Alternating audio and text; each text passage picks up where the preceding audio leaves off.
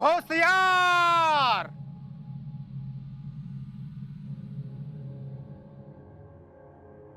मातोश्री, तुम्ही अजून जागेच? आम्हाला झोपच लागत नाही. असं नाही करायचं, झोपायचं. पण मग आपणही नाही झोपला. आपण का जाग्या मातोश्री? माहित नाही. आबासाहेबांना बघितल्यावरच आम्हाला झोप येणार. तुमचेही तसेच झाले आहे ना? हो, तसंच काहीच असावं. आबासाहेब,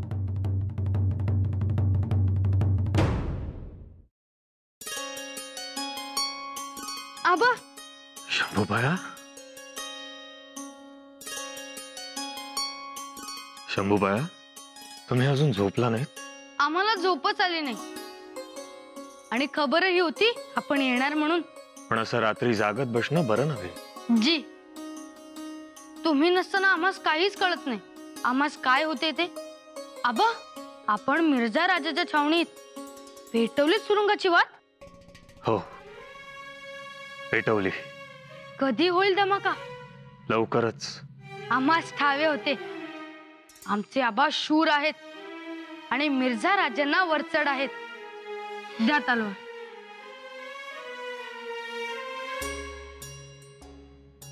जगदंब.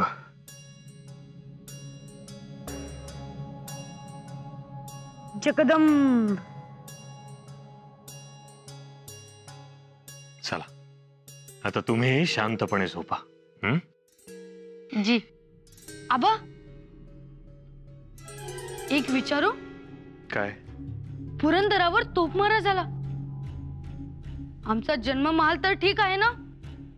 त्यावर पडला नाही ना तोफगोळा? नाही. चला आता झोपा बघू. जी.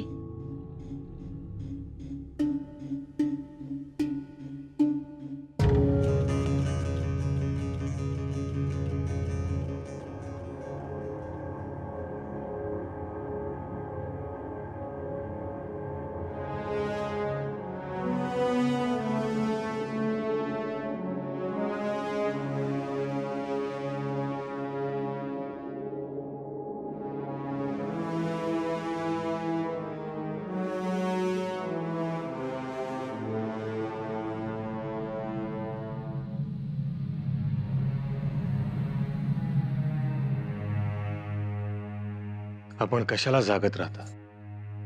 आपण जागता ते जागता, मग त्यामुळे शंभूराजही झोपत नाहीत. मतलब आमचं जाणं येणं आपणच ठाऊक नव्हे का? आम्ही एकदा गेलो की पुन्हा यायला रात्र होईल का तांबडं फुटेल आम्ही नाही सांगू शकत. थाळा लावायचा आहे? नको, आम्हास भूक नाही. शेणावटा जरा जास्त झालाय म्हणून. काही विपरीत घडले का? छे छे, हेच आपलं जाणं येणं, दौडधूप. एका दमात राजगड चढणारे आपण ही अशी दौडधुपीची वजह सांगता हे मनास पटत नाही. सगुणा राणी साहेब, एक काम करा, उद्या सकाळी लवकर न्याहारी द्या.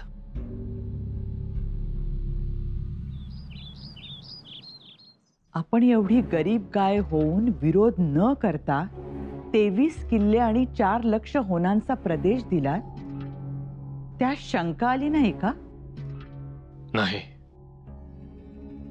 एकदा दोनदा शंका व्यक्त केली, पण त्यास पुरतं गाफील ठेवण्यात आम्ही यशस्वी झालो.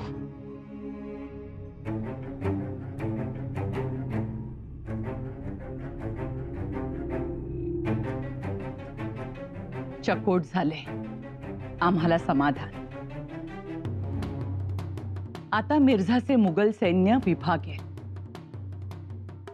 दर एक किल्ल्यावर 1-1.5 हजाराची शिबंदी, म्हणजे 23 किल्ल्यांवरती 40 हजारांचे सैन्य मुरेल आणि 4 लक्ष होनांच्या बंदोबस्तासाठी 10 हजाराची फौज, म्हणजे एकूण 50 हजाराची फौज तुटेल. होय, मिर्झाकडे राहते केवळ 30 हजाराची फौज आणि 30 हजाराच्या फौजेला आम्ही सहज लढा देऊ शकतो. संख्याबळाची भीती संपली. त्यातून शंभूराजेंना 5,000ची मनसब आणि खर्चासह जागिरी घेतली आहे. पण तुम्ही त्यांना एवढ्या लवकर राजकारणात का म्हणून आणले? दुसरा पर्यायच नव्हता आऊसाहेब. मनसब जरी शंभूराजांची असली तरी लढायला आम्हीच जाणार.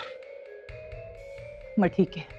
शिवाय तळ कोकण आणि बालाघाटाचा 9 लक्ष होनांचा मुलूक आम्ही मिळवला. चकोट म्हणजे आम्ही त्यांना दिला कितीचा? 4 लक्ष होनांचा मुलूक. आणि 5 लक्ष होनांचा मुलूक हा आमचा फायदा.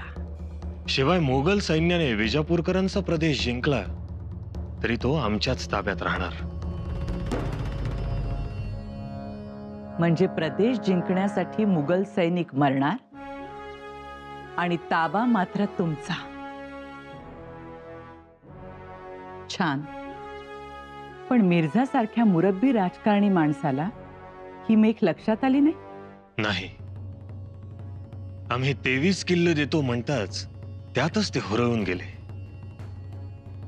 एवढं मोठं यश तेही एकही मोगल सैनिक न गमावता वेडावले. मग त्यानंतर आम्ही जे जे बोलत गेलो त्यास हो हो म्हणत गेले आणि फसले.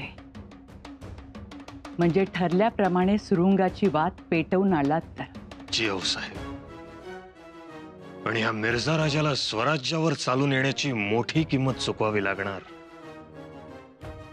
तलवारी शिवाय हा मिर्झा राजा यात हाकनाक मारणार. ते तर त्यांनी जेव्हा काबा अंगावर चढवला ना तेव्हाच पक्क ठरलं होतं.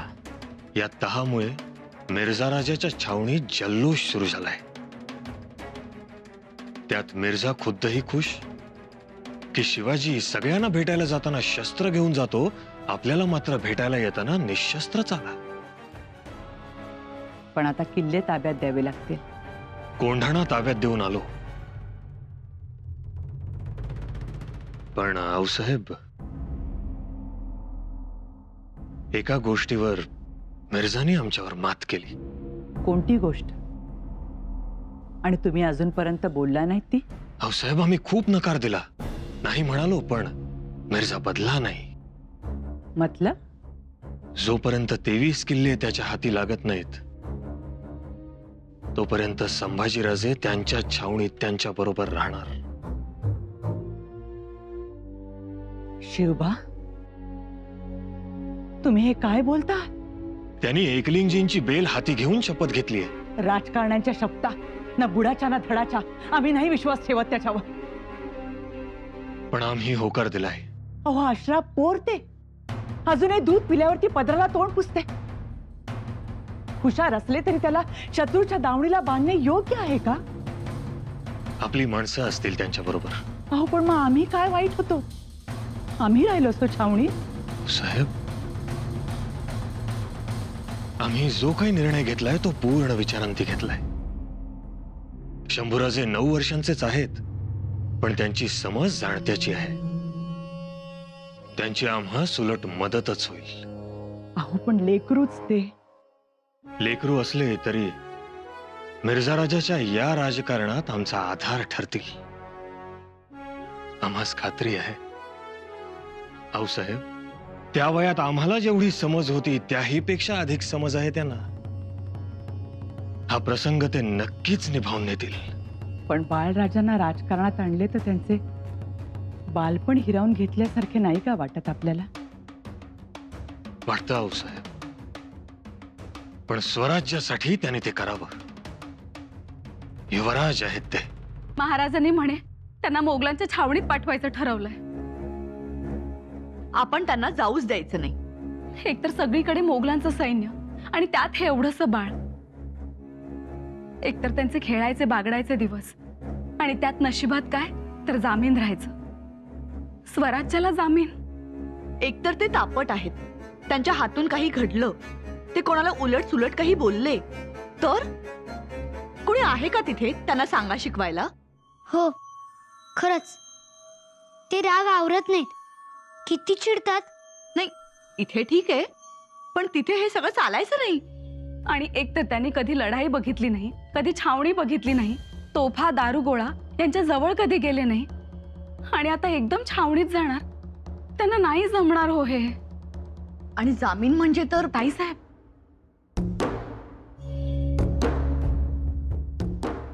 येसूबाई, या तुम्ही आता. काही लागलं तर आम्ही सांगू. हो, जी मातोश्री.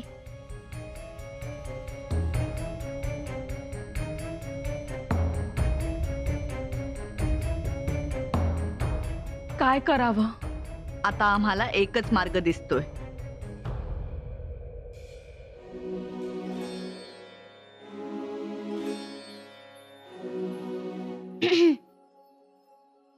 का आला?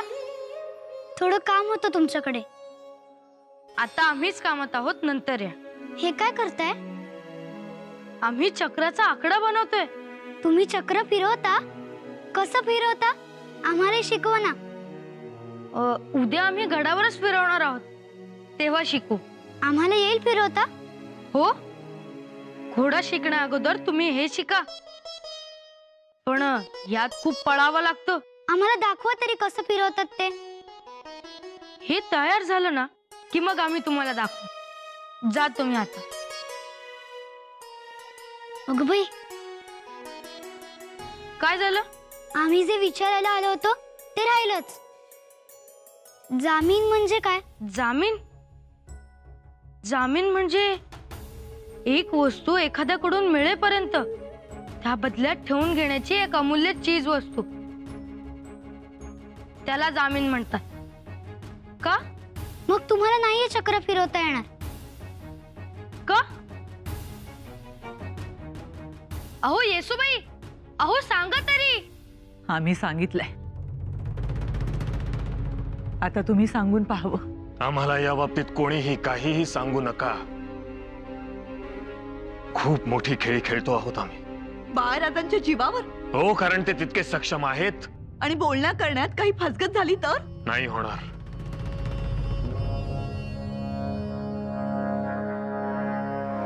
जो मुलगा काळोजी चोराचा अचूक न्याय करतो, जो मुलगा रयतेच्या कल्याणासाठी, त्यांच्या सुरक्षिततेसाठी स्वतः धावपळ करतो, जो मुलगा लोकांचं उघडं वाघडं रूप पाहून वस्त्र भांडार उघडतो, अंबरखान्यातून धान्य वाटतो, तो बोलण्यात चालण्यात फसेल आम्हाला नाही वाटत. आणि शिवाय आम्ही आहोतच ना. आम्ही सांगू त्यांना, आम्ही शिकवू ना त्यांना कसं बोलायचं, काय बोलायचं ते. शिवाय मिर्झा राजाबद्दल आम्हाला आता पक्की खात्री पटली आहे. मग का वचन घेतलं मिर्झा राजांकडून? राणी साहेब, विश्वास देण्याची ती एक रीत असते, रिवाज येतो. एकलिंगजींच्या पिंडीवरचं बेलाचं पान उचलून शपथ घेतली आहे त्यांनी. ज्या हाताने बेल उचलला त्या हाताने ते आपलं पारिपत्य झाल्यानंतर काशी विश्वेश्वरला जाऊन 90 मण सोन्याची साखळी अर्पण करणार आहेत. शिवबा पुतळा म्हणतात ते महत्वाचं आहे. शिवाय येताना वाटेत 3 महिने अनुष्ठान करत आलाय. आम्हाला कल्पना आहे त्याची. 2 कोटींच्या आसपास यज्ञ यागावर खर्च केलाय. आणि केवळ आपल्याला अपाय व्हावा म्हणून हे 11 लाख लिंगार्चने नवचंडी यज्ञ. महाराज, जो आपल्या जीवावर उठलाय तो शंभू राजांवर माया करेल असं का आहे हे? तो कोण माया करणारा? आपल्या नात्याचा की गोत्याचा? राणी साहेब, एक गोष्ट लक्षात घ्या. आम्हाला भेटण्याआधीचा मिर्झा राजा आणि आम्हाला भेटल्यानंतरचा मिर्झा राजा यात खूप अंतर आहे. महत्वाचं म्हणजे शास्त्रखानाचं पत्र वाचून त्याच्या मनात आमच्या विरोधात भडकलेली होम हवनाची जळती कुंड आता नाही म्हटली तरी वेजू लागली आहे. आम्ही जेव्हा स्वराज्याबद्दलचे आमचे विचार त्यांना सांगितले तेव्हा ते फार उन्मळून पडले. त्यांना त्यांची चूक कळून चुकली आहे. दगा फटका तर ते नक्कीच करणार नाहीत. तरीही आम्ही लेकरू सोडणार नाही. पण महाराज, एक मिर्झा राजा बदलला म्हणजे दिलेर खान बदलेल. शिवबा, गळा भेटीच्या वेळी दिलेर खानाने आपल्याला मिठीत घट्ट धरून ठेवले आणि मिठीचा श्वास बंद करून आपल्याला मारण्याच्या प्रयत्नाची खबर गडापर्यंत पोहोचली आहे. खरं आहे ना हे? होय साहेब. याचा अर्थ शंभू राजांना छावणीत ठेवण्याची परिस्थिती नाही. अहो साहेब, आमचं ऐकून तरी घ्या. महाराज, पाखराने आभाळात झेप घेण्यापूर्वीच तुम्ही त्याला पिंजऱ्याची ओळख का करून देताय? हे तुमचं मातृत्व बोलतंय पुतळा राणी साहेब. शंभूराजे गरुड आहेत, गरुड आहेत ते गरुड, पण त्यांना पंख तर फुटू दे, त्यांच्या नखात बळ तर येऊ देत. आणि बाळराजांच्या मनाची तयारी आहे का हे बघायला पाहिजे ना. राणी साहेब, पण मोठे राजकारण केलेत तुम्ही, पण इथे थोडेसे फसला.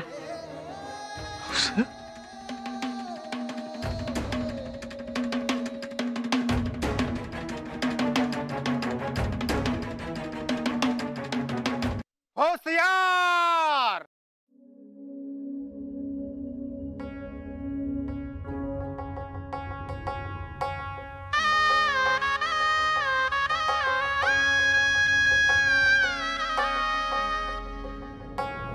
शंभू बाळावर आम्ही खूप अन्याय केलाय, पण राजे तुम्ही त्यांना समजून घ्या. आम्ही त्यांना तुमच्या पदरात घालतोय. आता तुम्हीच त्यांची आई आणि तुम्हीच त्यांचे आबा. सई, आज तुम्ही असतात तर तुम्ही काय केलं असतात? शंभूराजांना छावणीत पाठवलं असतात का रोखलं असतात? सई, तुम्ही आमच्यावर विश्वास ठेवला असतात ना? हो, ठेवलाच असतात. आम्हाला ठाऊक आहे तुमचा आमच्यावर खूप खूप विश्वास. म्हणून तर एवढ्या आजारपणातही आम्हाला म्हणाला होतात त्या अफजल खानाच धडा शिकवा म्हणून. वाच त्याला धडा.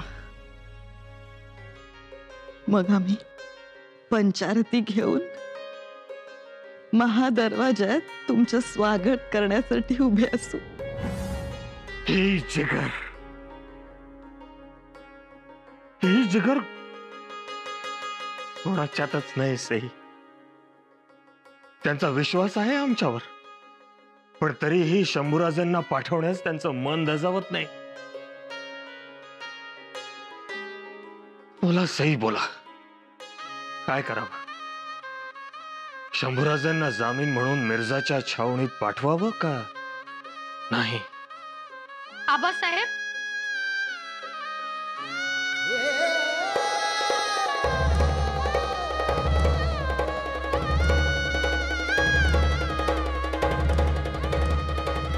शंभू बाळा, आपण काळजी का करता आहात?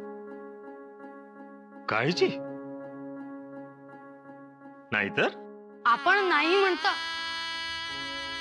पण आपल्या डोळ्यात ते दिसते. शंभू बाळा, आबासाहेब, आम्ही गेलो नाही तर काय होईल हो? आम्ही दिलेला शब्द खाली पडेल आणि मिर्झा मोगलांचं सैन्य घेऊन स्वराज्यात धुमाकूळ घालेल. मग आपल्यालाही लढावं लागेल. आपण लढू देखील, पण त्यामुळे त्रास आपल्याच रयतेला होईल. आणि आम्ही जी सुरुंगाची वात पेटवली आहे ती विझून जाईल. आमच्या न जाण्यामुळे रयतेला त्रास होणार असेल आणि आपल्या राजकारणात बाधा येणार असेल तर आम्ही छावणीत जायला तयार आहोत.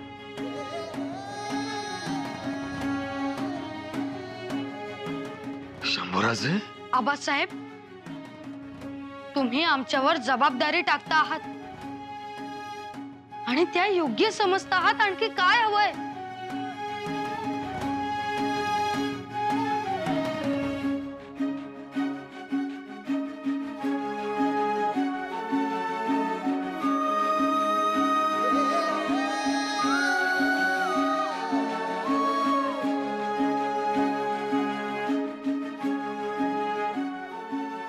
शंभू बाळा, 1,00,000 सैनिकांमध्ये आम्ही एकट्या माणसाचं सैन्य पाठवतो आहोत.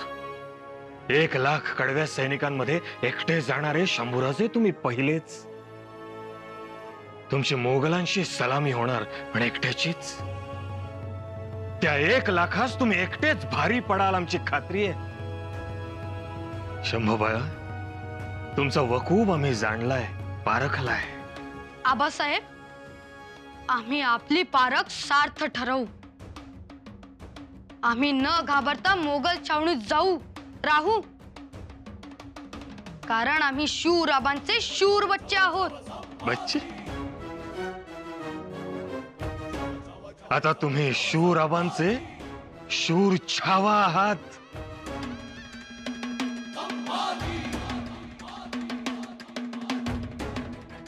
आम्ही शूर आबांचे शूर छावे आहोत.